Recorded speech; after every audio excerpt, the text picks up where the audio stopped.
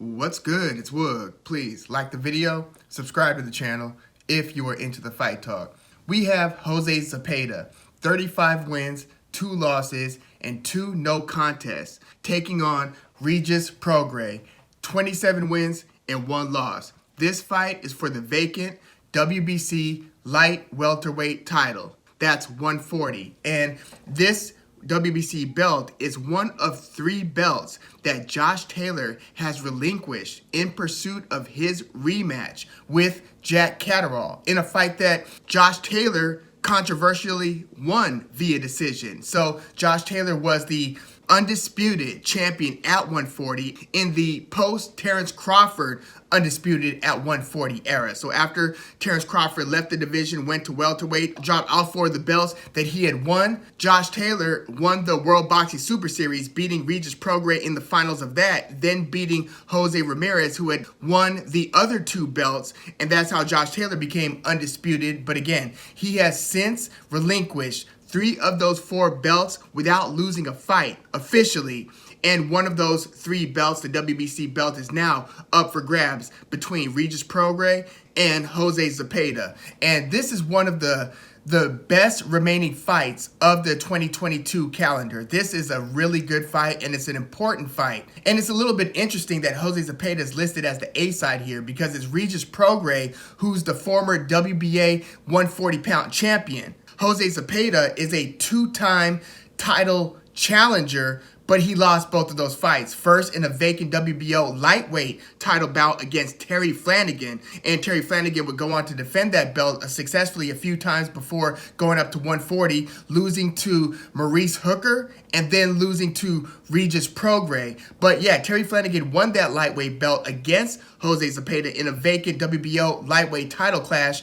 But it was not without controversy. Jose Zepeda had pretty much messed up his shoulder early in the fight. Like, this was stopped after the 2nd round, and it was heating up and looking like a pretty interesting fight, but they stopped the fight because of that injury to Zepeda's shoulder at the end of the 2nd round. Terry Flanagan walks out with the WBO 135-pound title. So that's one of Zepeda's 2 losses. The other loss came a few years later at 140 when he was competing for the WBC light welterweight title. So Zepeda, again, 2-time title challenger, lost both of those fights. Regis Prograis, former champion, or we should say former belt holder in the division. He never defended the title successfully, but his next fight after winning that title against Kiro Relic, where I would argue that Regis Prograis never looked better than he did in that fight against Kiro Relic. That was a very interesting matchup going into it, but he hurt Relic early to the body, dropped him to the body in the 1st round, ended up finishing him in the 6th round. And again, Prograis looked sensational. His hand speed was on point. His timing was on point.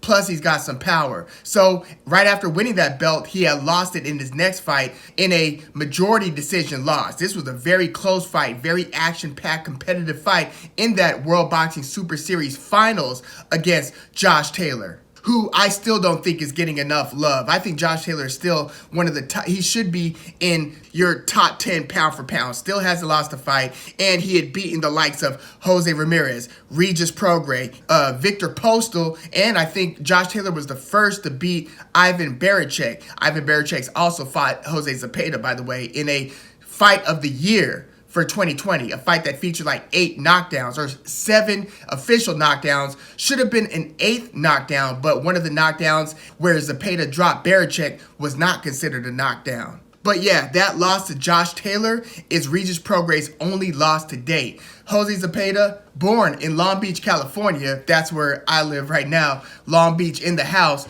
But yeah, Zepeda had competed at 135 for some time, and then after that loss to Terry Flanagan in that fight that featured the injury, he then went up to 140 shortly after that, won his next several fights, and then he lost to Jose Ramirez in that very close majority decision loss to Jose Ramirez. And this was a fight that featured a lot of back and forth. One regret that Zepeda has is that he didn't put his foot on the gas and stand his ground against Jose Ramirez. He thought that he was backing up maybe a little too much, waiting for perhaps too many counter-punching opportunities rather than getting on the front foot a little bit and backing Jose Ramirez up. Jose Ramirez is an extremely pressuring fighter with punching power. He's looking to trap you against the ropes, let his two-fisted attack go to the body, go up top. But this fight, to me, showed a lot of Jose Zepeda's durability and just a lot of his heart. I mean, he really rallied back to make that basically an even-looking fight against Jose Ramirez. And he was, giving about as good as he was getting in that one. And then shortly after that, he had his last, we'll call it pre-pandemic fight, and that was against Jose Pedraza. And he actually beat Jose Pedraza via unanimous decision. A lot of people forget about that win for Zepeda and loss for Pedraza. That fight is probably, that might be Jose Zepeda's best victory to date. I know he had that fight of the year knockout win over Baranchyk, but beating Jose Pedraza means more because of how respected Pedraza is in the game. So, yeah, Jose Zepeda, after beating Pedraza, the pandemic hit, and then he came back, fought Kendo Castaneda in July of 2020. Then he had the fight of the year with Ivan Baranchyk in October of 2020. Again, 5th round knockout. Zepeda got dropped twice in the first round against Ivan Baranchyk. And again, this fight featured 7 knockdowns, should have been 8, but it ended up being a scary knockout win for Jose Zepeda, where Baranchyk was down. His leg folded under him as he went back. He looked out for like over a minute, kind of a scary moment. Plus, this was a crowdless environment. This is before they started inviting crowds back. So it was just one of those visceral fights where you hear every hard punch landing. And I swear, Ivan Baranchyk, the way that he was throwing that lead left-hand hook, few fighters could get that punch off in the way that he was getting it off. Vicious punch. And yeah, this was just a rock'em sock'em robots type of affair that resulted again in a knockout win for Jose Zepeda. So after that, he had an unimpressive, he being Zepeda, had an unimpressive unanimous decision win over Hank Lundy in May of 2021.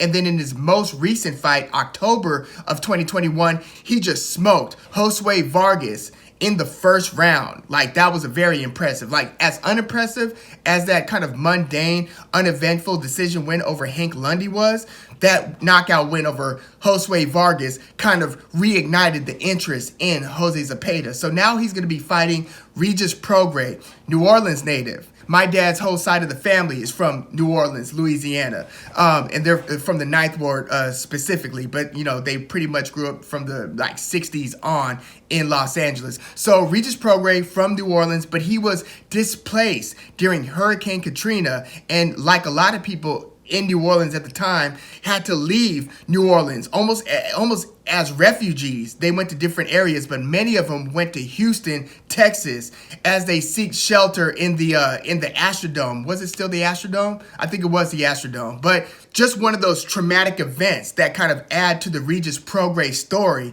And so Regis Prograis, again, his only loss is to Josh Taylor. I would say his best wins, one of them was against Terry Flanagan, and that was in the 140-pound division where Flanagan never really had much success, but it was in the quarterfinal to that World Boxing Super Series. And before that, Regis Prograis had some quality wins over Joel Diaz Jr., Julius Ndongo, and Joel Diaz Jr., by the way, is not Joseph Jojo Diaz. I just want to draw that distinction. He beat Julius Ndongo, who was, I believe, the last person Terrence Crawford had to beat to become undisputed at 140. But yeah, Prograis also, beat Flanagan, and then he had that showdown against Kirill Relic that resulted in the 6-round TKO. Again, I still feel that's the best that I've seen Prograis look against, just a high-quality opponent. I mean, Kirill Relic was a scary fighter for a moment. He pretty much altered Rancis Barthélemy's career after their 2 fights. Barthélemy was a very sweet science-style fighter, still is, by the way. He gave Gary Antoine Russell a very good fight. And Relic versus Barthélemy won the first fight via decision,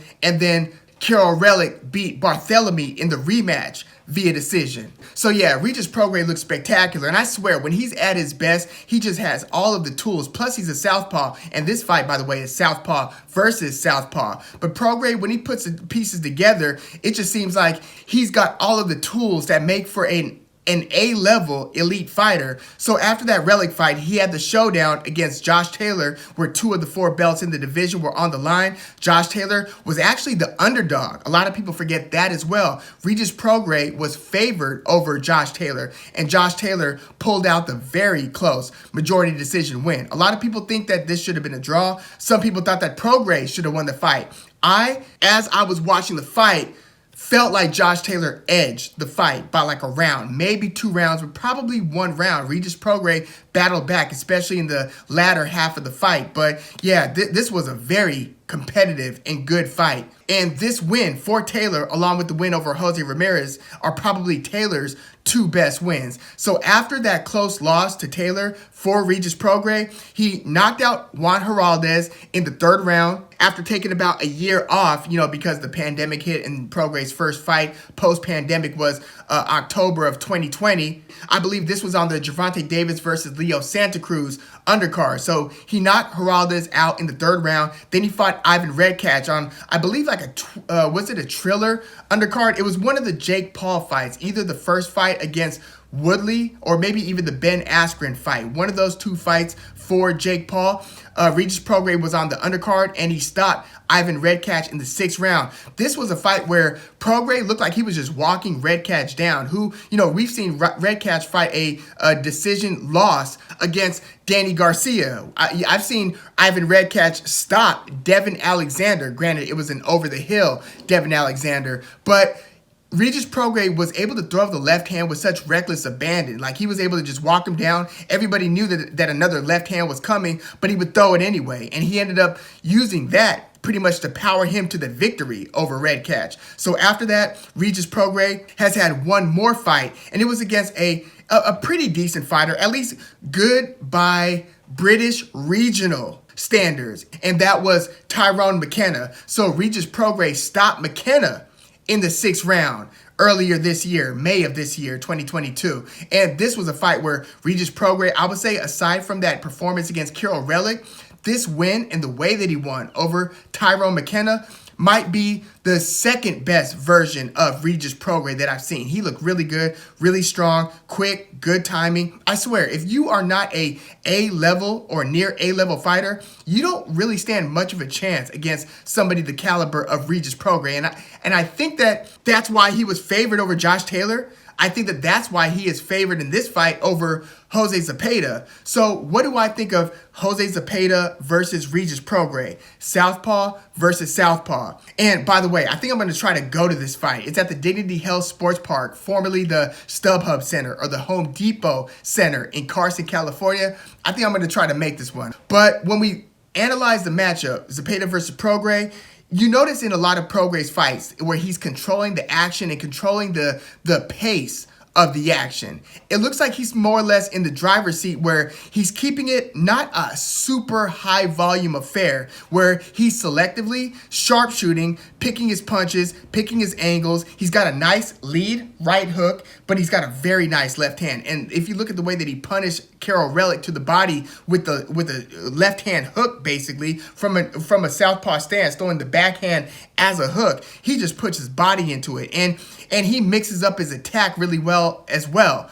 But to beat Regis Prograis, aside from just catching him with like some A-level knockout punch and dropping him, which, I mean, Prograis has shown to have a very good chin as well. I feel like in order to beat Prograis, you've got to take him out of his element. And to do so, you've got to speed up the pace of the action. You've got to basically keep your foot on the gas. Kind of like, look at the way that Jose Ramirez fights. I think that his style could potentially give Prograis problems. Now, there's also a possibility that Prograis is too sharp a sharpshooter and would just counterpunch Jose Ramirez to death. I mean, I would have to see that to believe that. And by the way, the winner of Zepeda versus Prograis is likely going to be fighting Jose Ramirez. And then I think the winner of that might fight the winner of Teofimo Lopez versus Sandor Martin, the winner of that, taking on, hopefully, the winner of Josh Taylor versus Jack Catterall. So then maybe you could get either Zepeda or Prograis versus Ramirez, the winner of that,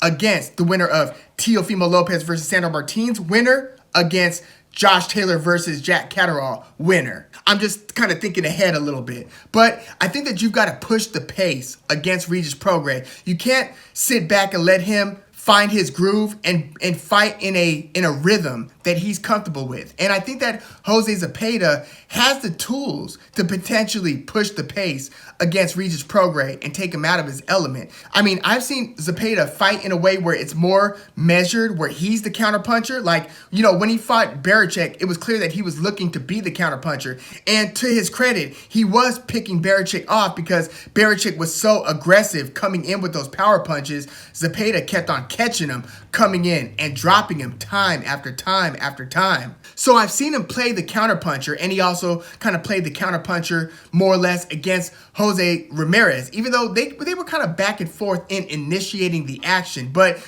you don't have to initiate the action against Jose Ramirez. He's pretty much coming at you in a skillful way and behind the jab, but he's coming at you. But I've also seen Jose Zepeda just go aggressive, head over heels. I mean, look at the knockout against Josue Vargas in the first round. I would argue that he was probably the initiator, the more aggressive in his fight against Jose Pedraza. Again, that's a very key win that you need to key in on because Jose Pedraza is ambidextrous and often fights from a southpaw stance. He mixes it up a lot, though. But that was a very important win for Jose Zepeda. But Jose Zepeda was more or less the aggressor in that one because Pedraza will make you come at him and will find tricky ways of walking you into punches, using angles, counterpunching, his elusiveness to win his fights. So I've seen Zepeda do both. I think he's going to have to do more of the latter against Regis Prograis. I think he's got to kind of come at Prograis and make Prograis have to throw more punches